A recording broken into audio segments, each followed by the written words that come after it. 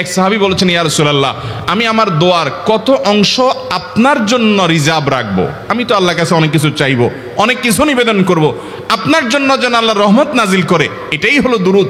এই দুরূদটা আমি কি পরিমাণ রাখবো? 4 ভাগের 1 ভাগ, 3 ভাগের 1 ভাগ, অর্ধেক?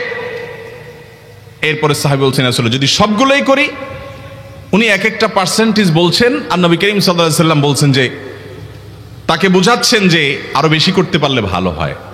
তো সাহাবী বাড়াইতে বাড়াইতে শেষ পর্যন্ত বলেন যে, আমার দোয়া যদি সবগুলো আপনার জন্য করি, আমি যদি আর কোনো দোয়া না করি, শুধু আপনার জন্যই দোয়া করি, নবী করিম সাল্লাল্লাহু আলাইহি সাল্লাম তাকে সুসংবাদ দিলেন যে তাহলে তোমার আর কোনো সমস্যা থাকবে না, সব সমস্যা দূর হয়ে যাবে, তোমার কোনো পেরেশানি থাকবে না।